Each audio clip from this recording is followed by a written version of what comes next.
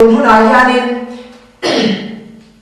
kan thupui tur a karon than chu bu chung zelin te ni a helaya hian bom pui padite note nei note sorlai le khal pathian thung bom an han nutira masila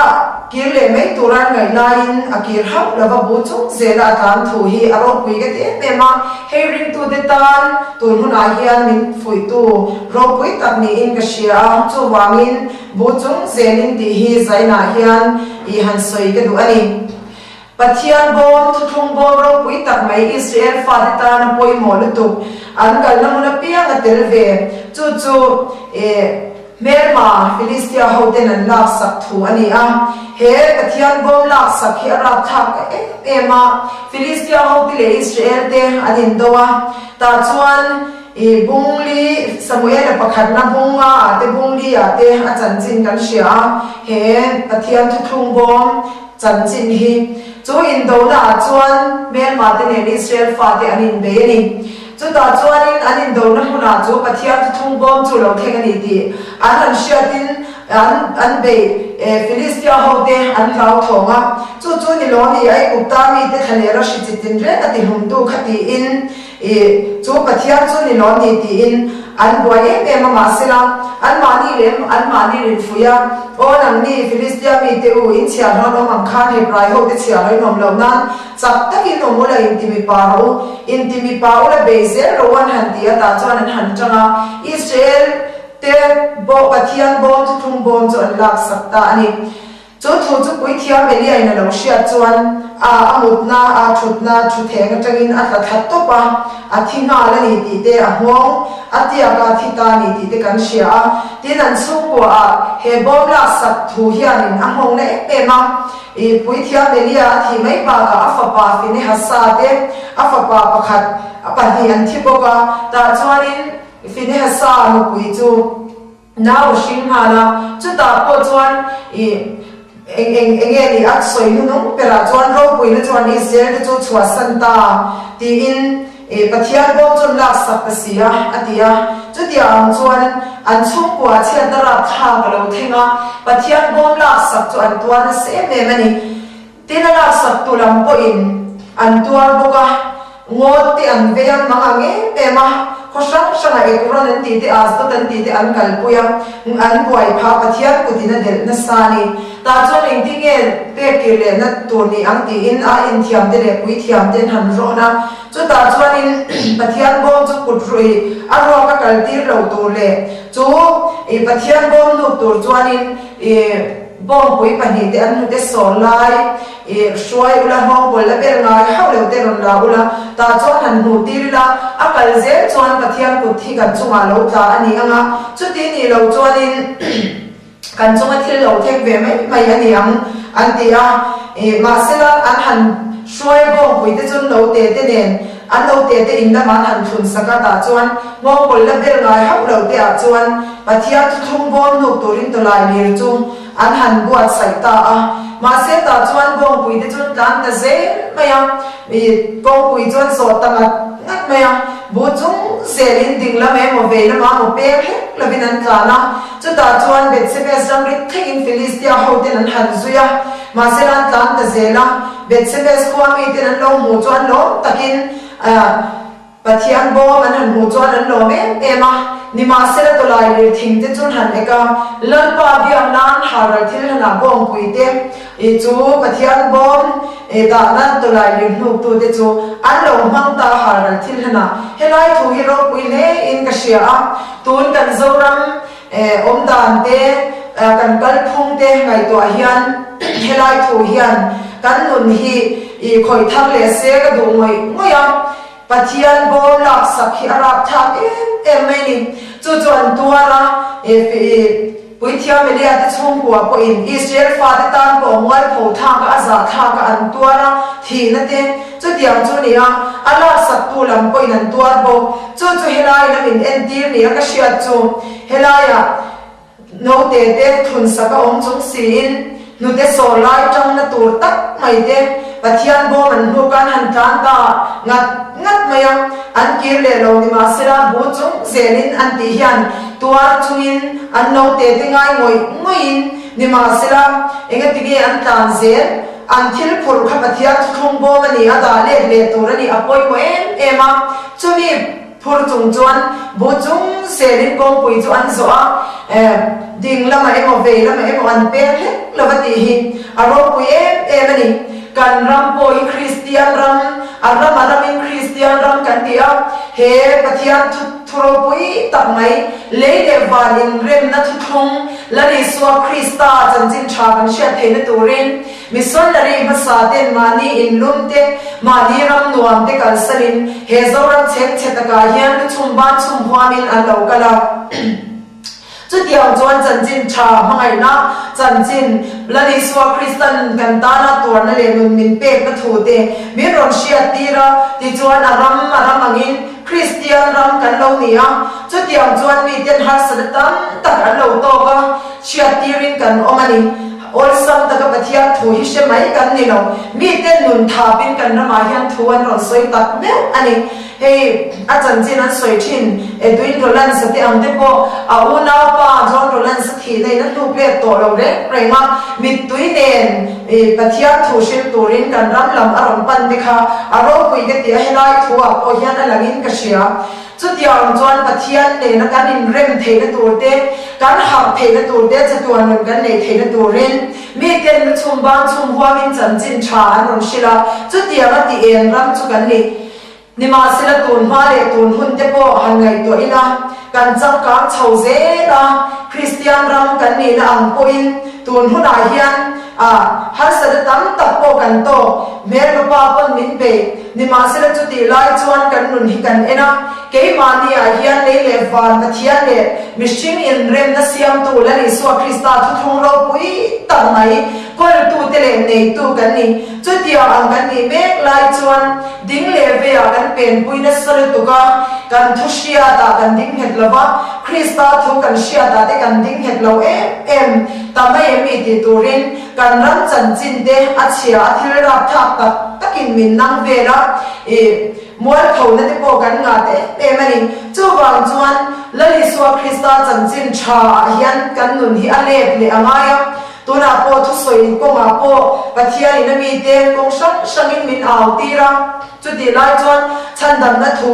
ringo to om tur kan ni to lo pui thing tur kan ni ti te po om thei a me ro chu kan bul le to chu kan kong min shoi tu tur le kan nun khal tu ro chu chandam na chan chin tha cha tu na nun na kan nei hi ani tatani he bul le to ni in ke ka sia a chu min shoi tu ani chumi gol tu le chumi keng tu te kan ni a tu nai kan rong bol tu tam tak te le chung kwa christian chung kwa han dia po hianin har sana tam tak kan to kan ni ma silang chumi ko nga chuan ke ma ni nun kan nei krista a hi tua chung zela khovel ne na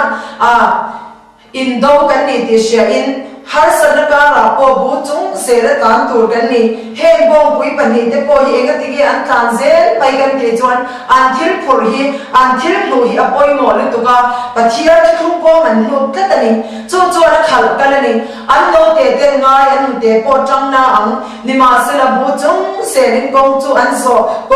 zo tanga ngata ti ati tat mai ni ding lama emo ve lama emo an peng he lavani tu na hian kan ram hi krista mangai na ta hi engin nge min chen thì thế hiện rồi nó mình lâu ông rồi thì cho anh nó lên không có bề anh sẽ thì in thu qua là đi xóa trong cái mảng cắn hùa này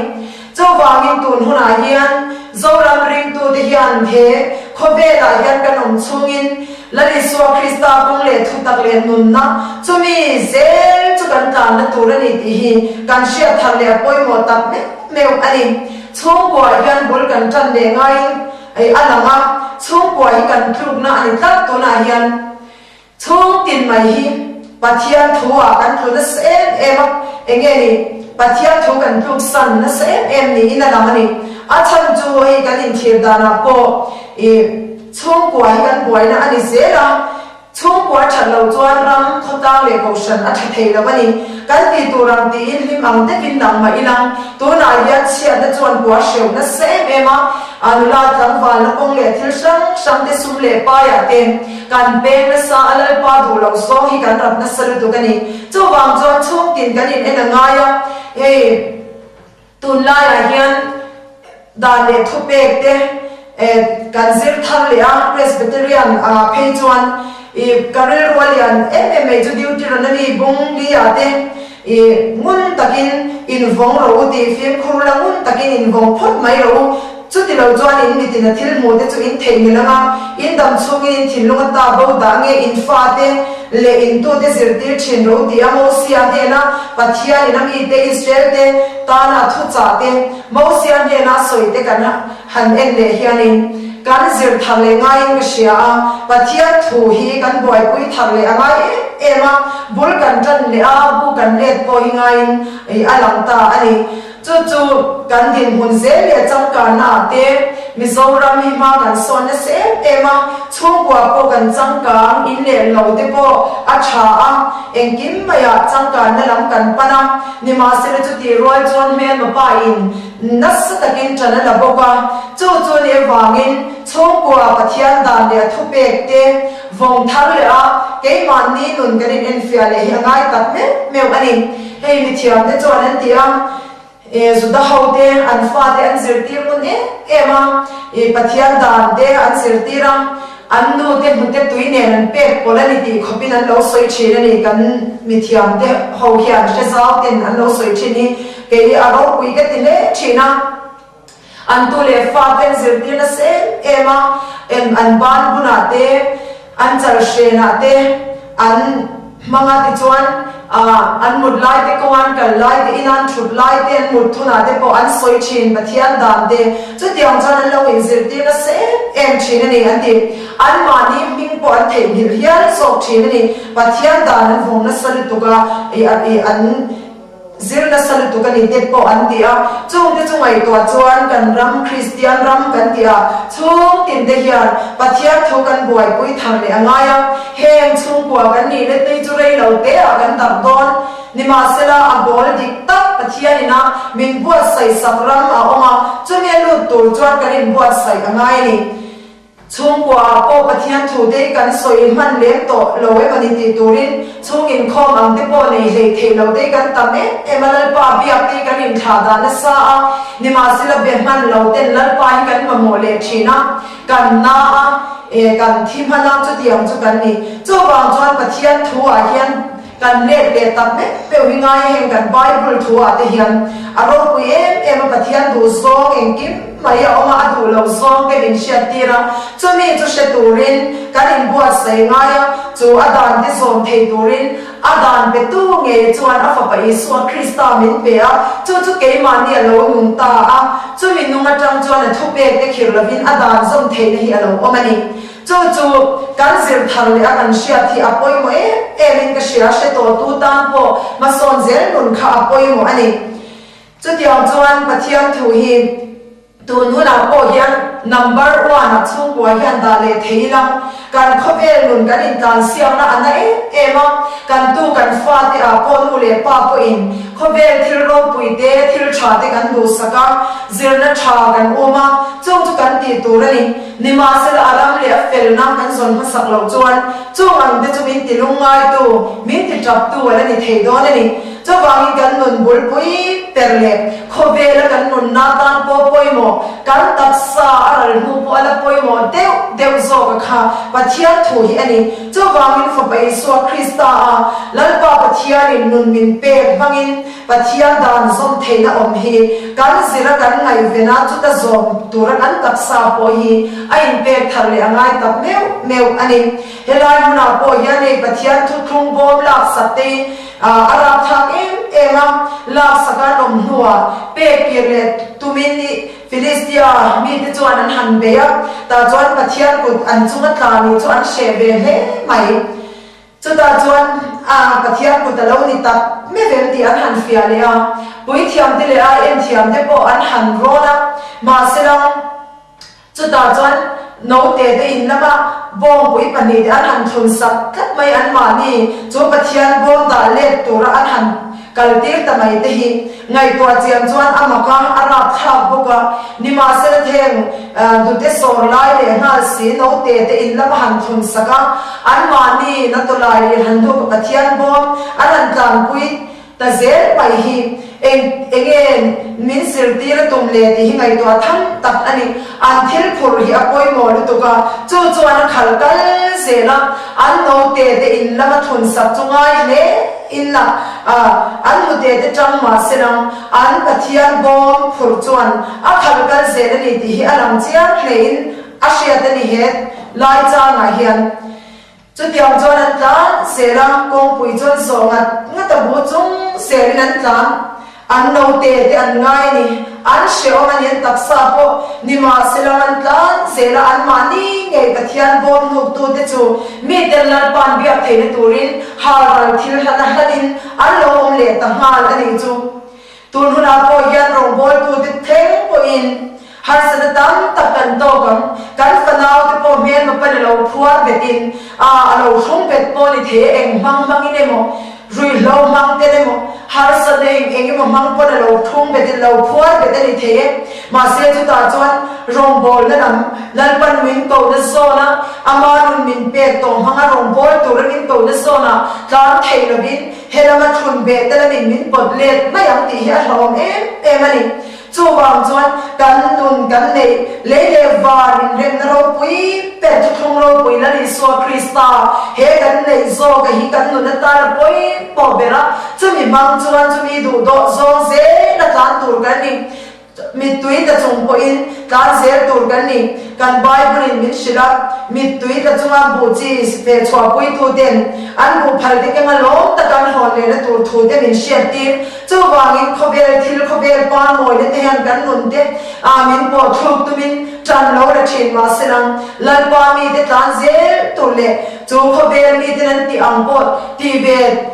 do na ril ro nei ma ilang chu ang te chu khen be chung selin bu chung selin mi tui ta chung pon khobel ne na in chen na ze la yan kan ta na chu kong krista mi siam sat to kong thal le kong nung chu so zel tu kan ni ti hi rik tu ten kan sha thal le apoi mo tak meu ani chu ni wangin cái mà ni mi ten kan chung kwa te emo mi dang kan ule nau ti le kan chian tha te pon lal pan biak the na tura cái mà ni zo ki haral thil hana kan in man ga mangai tak meu ani chung kwa pon nu le pa pon kan in han ngam haral thil hana angai tak me ba tun huna chuan chung kwa in nge ro re na te kan in von na te ngun tak le fi khur tak in vonga kan fanau de lal pa la kai swai tur tak taka kan nun hi kan pen le tak meu hi angai ni tun huna po yan zoram hian he pathian thu thung ro pui kan pen san na sir tu ka su le pa ya te kan pen sana ma se chu chuan min ti lim zo chuang lo a to pa chuan lal pa pok kan lu le chinani nula tang wa na ko ma te kan pen sana krista ma ngai chuan mit tui ta in min siam to fo thina a ma ngai ro pui le min en ko le te lom takin kan lo dong to thin ma se khobel thil hian kan nun hi alo pot peng le thina chu tia ang chuan ding le ve a kan pen san fo thina ni tu na pon ma ni so chabain ani na krista ma ngai na ta hi engin nge min pot pe chu min ka ta chu engin nge min ti chena tum engin nge min lo ti chen to chu chian na zen na ni pathian la ka thena kan om hian lo ma pathian thu thong bom la sak te khathi na ni tak pui thia melia te chung ko a po theng ani chu wang chuan tu na christian chung ko tin te hian kan nun hi kan in ena kan bol pui lal pa hi kan hat san to em kan bol pui krista hian kan om em kan lung phum dik tak ani em krista lung pui he ta chuan kan chung ko ya in rem tlatem chu lam chu kan in chi ka kan in fia tak meu hi angai chu mi ya chuan kan om lo ani chuan ka chiat na kan tong nge don tuang tak angin langin kan la vul biao poni the ma se kan top na tur hi a chet lo thei lo ani top na tur kan cha tuan hun tur hi arap thak don tu ani chu wangin tun hunal pa hoi san tu ni hi a hlom to ema indo na tharau indo na asam boxia chu wang chuanin chung kwa pawun taka invonga film khur taka kala kan nun hian laiswa Krista hi ngai poimo berzel hi avan tul em bu chung selin an tlam ti hi tun huna ko hian ni mi te hausapna anga ivat thei velo ani point tua chungin bu chungin chung chu kan san ma mangai tatani sumle pai kan na kho awang hian tura kan zoram kho vela point boy na tam tak ala in mudani chu chuan min na khoi zel don ko ka ma se chu ta po chuan tuna e be dong mai la vin la le so Krista be sei na nung hi a omani ti she in lal pan ya tu blu hi avan poi mo em kan hun to mang ze min kan nun ti be don tu min me ma pan gong sang sang ron hang chi ni ma se chu ta po chuan ne tu nun tua chung zel po bu chung zela lal pa ta chang fan de chung te din chuan ani hi alo nai tia chatuan ko la eng chan to chatuan kho ba che to ani chu wang chuan tun huna hian he kan nu na om Krista hi he ko be ra hian ti hian kan numa kan na fam kim lo thil tam tak min ti nok thei tu om ma se chu ta po chuan he to lai ni an nu ka pathia chu thung bo an nu ka nu te chang chung le no te te ngai ngoi ngen no te te in la man thun sa ma se chu pathian gom chu adan hun tur dik taka da turin he bo pui pani te an tan zela an mani nge po chu lal ba bia nan har thil hana an mang ta ania an tan se tun huna nge po hian chu poi mo tak ani he thui soi chuak zo lo mai na a poi mo em lal ba bia na tur ta na har thil hana an hanga an no te ngai ngoi chung si khan an kir le to lo an thil phur chuan khal kala har thil han na mun thei na khal kal ka mai ni thi thei ni no mi lo ro ti chuan nun na la khum ka pe am che ati an kir to lo ka mai an kan zel ta tani tun huna po ya ni nge min po kir tum chu kan in el na ngai to kan nun tin reng kil tin hi kan in check ngai to ni tu na hian lal pa bia na tu ta na chung kwa har thil hana kan ngam po ban ngai em bo pui pani te chan chin hian tu na po tu na lo thir tu zong song te po hian in lo chui zui be ai lo chia ni ka do ni Samuel pakhat na bung ru thu hi pathian bo mina a khal kal na nun hi an do te chu ti gian ngai to lo nga ti gian le lo kan ti ni mai theng ma se thil phur hi a poi mo lu tu ka he hian a khal kal ngat mai ni tun huna po hian a poi mo tlat thei kho ve ni lo wa ngre min po pen tu ma chan na song te mu thia mi da khoi nge min then don tuna chatuan hun min then pui tur Krista nun nei mai hi hei hi mun di ta tan then ma lo chuan tlang ngat zel tur kan ni tlang zel tur kan ni thir tu chung pui na sa ta kang hwal ve kan ma wangin tia a he brai bung som ani min shil kha chu ta po chuan nge kan mu min ti no ka piang le so nge ma ne bet khat te dai na tin iswa kan ni na siam tu le ti fam kim tu lam chein kan mai ta sia lo ben chel ta ki ta se la mo ti chel te nga ya fin te nga ya mishing lam chwa ka chuan fing lo buai a om phong thina ma se tharo thia in chung la ta fin na dong tu te chumi be se ta tu te na chuan a thenga min fin na ta chang chuan ui lo pe thei tu ne na dil ro se de lo chu be lal pa ne na kan dil la he ko be le min ti a da tu le min ti buai tum na ka ra po tua chung le bu chung ze le pa ne le tan lu tin fin na pathian fin na mangin ko be le kan ma chona ngai to ni man hi to ka ya min pot pe tu hi om ve kan kum mil hian me ma pan min be ve ani no pang te chala nula ta van pitar putar no le pa te kan kum mil hian ma ni to ka su tu rom ve ka in do kan ni men lo pa chuan in do kan ni te shelo vila adu em ani nima serang tharau thiam him chuan do kan nei ti min sia ti china men lo pa ti thom tu le men lo pa ti wal phau tu zo kha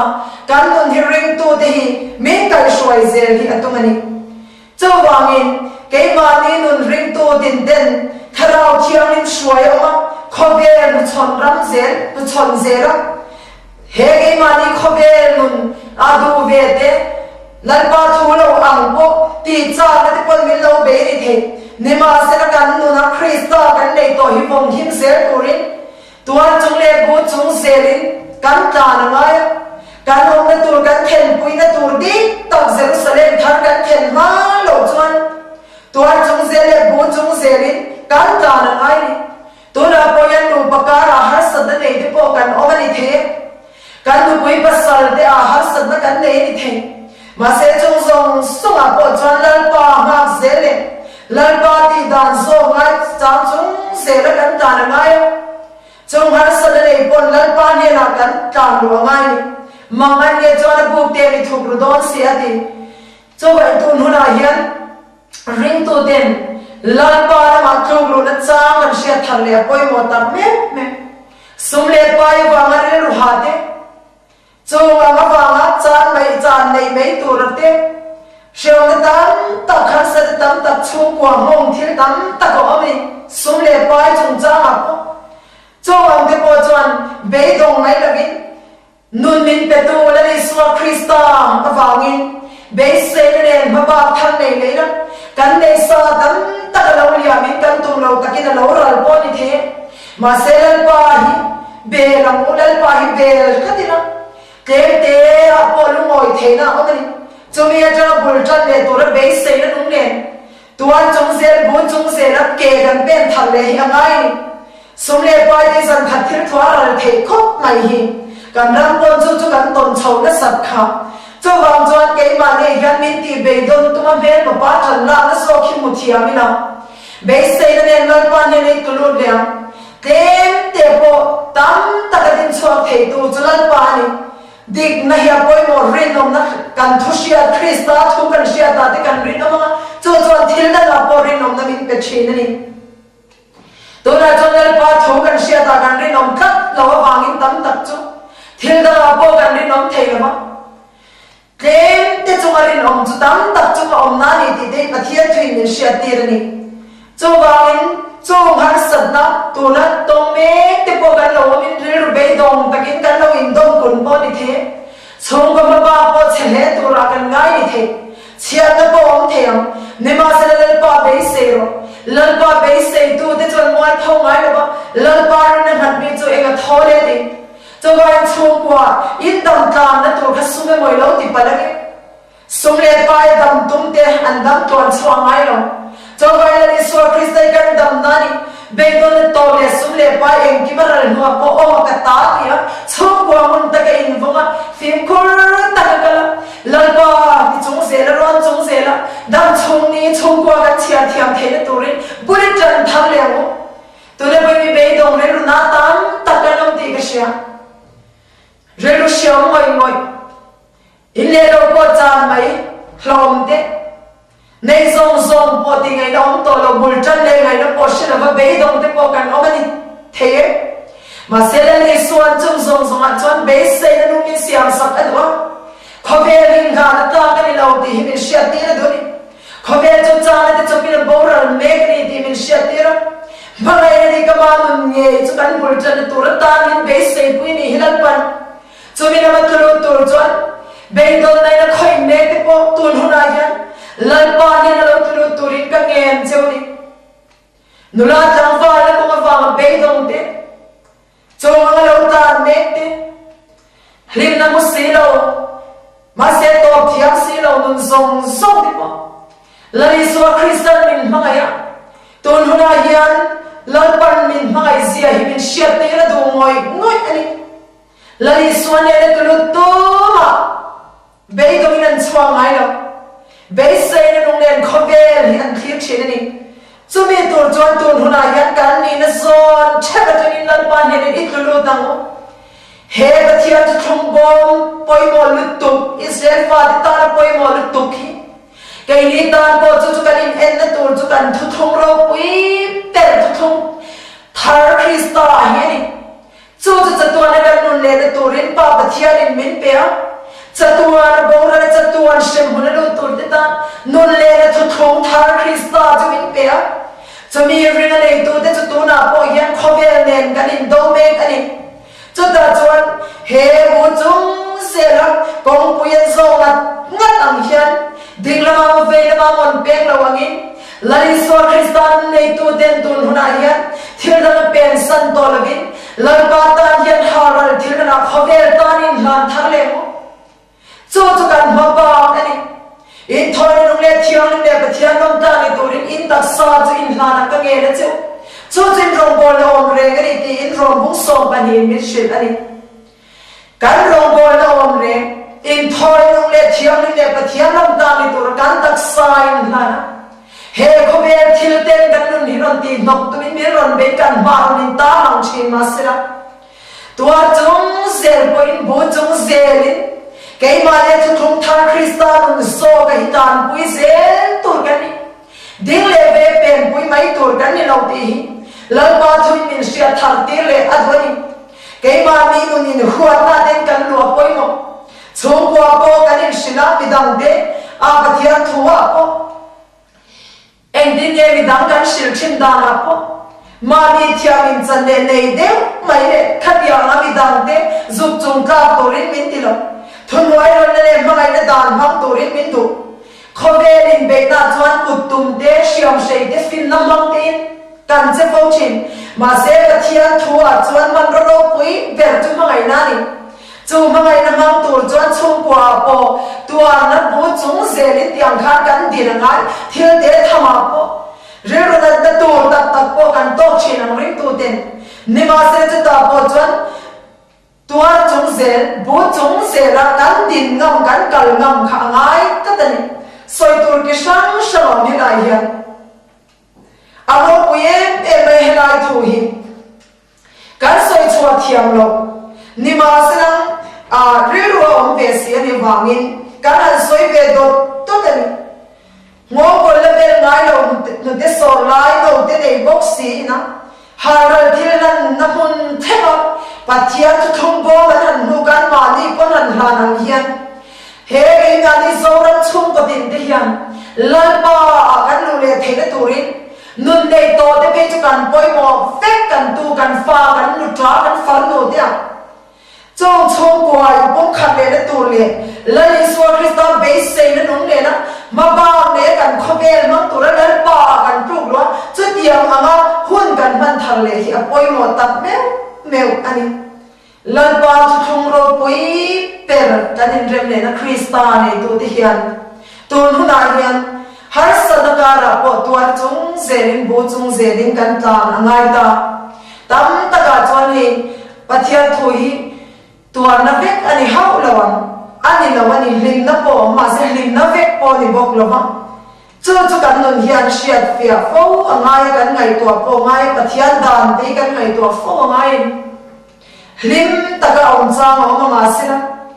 kan lim chan ta chu Krista kan ta na thi heni a thole nun thiang ni min pe ma se chu mi nun nei tu te ko ma chuan thil tam tak tur om thum shom tam tak tuarin pathian ram hi kan lu tur ani reng ani te tia lali suwa kan zui pera point tu point mi zui ru chuan ma ni shom point salavin ni tina cross point mi zui ro se te chu wangin ashom lai chu khobel kan du chin ve na te thil tam tak chu kal san lo ngai khang nen khan in tension zel ngai cross chuan khobel nen min ti sham ta ti ten hasiam tu ten lo siam ani chu wang chuan khobel na ti ang le tha ti ang ri ma ta akal thei to lawa chu wang chuan I chu mi ne le in mission zel lu na kalan e wangin shom khobel ma ya chuan ani na chin a omani ma se chu mi ka ra chuan tuan na karam po hlim na thuruk lom na thuruk lal pan min siam sak thi so vai ke mani theu tun hula ngai kha tu te poin nun nei lo poin kan ngai thani the nun nei lo poin mani nun min fia tun hun na nung ta ka hian lal pa ne la kan tuk lu ngai tak meu to nun nei to te pe chuan chung kwa in hum thal ya la ri so krista e thwa ma in thwa ma khatia anga ke kan pe na ma kan la angai tak meu ani chu apoi mo he ani tu huna hian hun nu ani to wangin he lal pa lo kal le nan thu de po tu la he das takin pathia in mi te soitir me kani a hun khir ta te lo theng me chu bikara po chuan cross fa de kan boy lo ti nun tak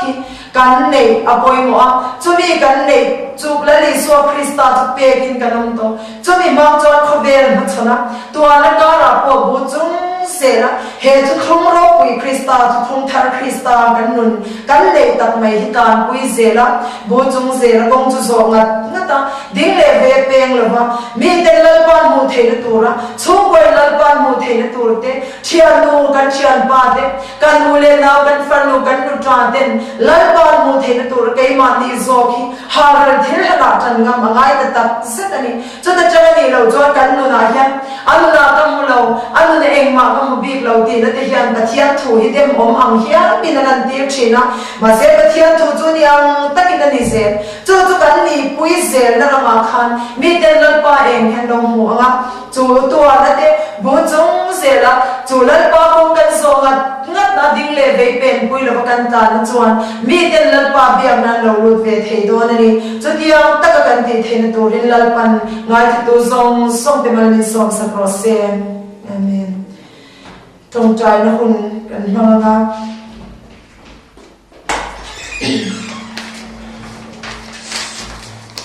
kun huna hian trong trai pui tur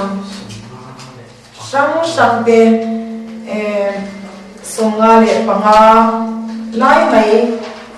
ron the lo ania tin ron the lo te po sms ten ami mal ang te pon kan dong boka chung ang te chu tun huna hian trong trai na kan lenga pathian mai lo trong trai ko hallelujah amen hallelujah lalpa min mai to nam chu hi mi te chunga hian tharenga min ngai saka min mai em wangin lom thu kan sil cheni tun huna por ya ni thu te kan soya kan ngai tha lalpa nang kan nerin pon zera bang hian kan lom thu kan sil le cheni zoram mai tu lalpa athonin chanchin thamin pe kan valo me ma se kan chan voro pui hishla bin lalpa mi tam tatten kan du song kong kan la so sheto tu de kan chan vo sheto tu de pon ding le ve at kan lom song kan pen san fo chin lalpa mi ngai da mang che nang ma du dar i kong kan so le then turin khawai takin lalpa i mi de thin lung min ti har sakla tun huna nge ko hian lalpa kan pathian nang ma mo tu te ne na hian nang chui le lan se la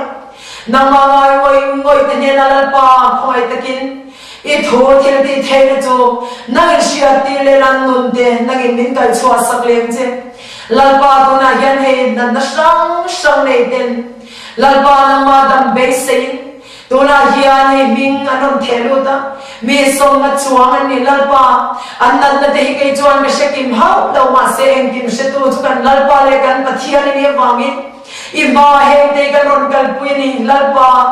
nang in nan na son chewa min khoi sakla tharau thiang ni mi thil ti the he se tun huna mi ron pelu te na song hi lalpa pathian nang in khoi sakla o kan lalpa tharau thiang ni tu na hian an ne na thu soina an na cheo hi lalpa min khoi sakang che min ti dam sak ze dor wa ban lom thu kan shin che amen hallelujah lalpa kan thian kan sar de atamen en kan ma hian kan ta sa pe sang de chung chuan na rom thoka chol kan sar de lalpa kan thian kal de chuak de chutiang chuan thin de na sa takin tu na hian kan to pe kan he ron the ro ti singa poin chung chu tam takan oman thuang khosik lut de lalpa kan thian khaberu moi ti de ni enge mo sa ron lalpa o kan tak sa the tu te kai siam lalpa kan thian chung zong de chu shia lo pakhat ma om lo to na lalpa chung trai poin tu ta ron the lut de lalpa mun lo en tu lo be se tat tu che tu hona poin thara thian ni nang min khoi sakang je min khoi sa wa bon lo thu kan shin je ni hallelujah me ni ro poin chu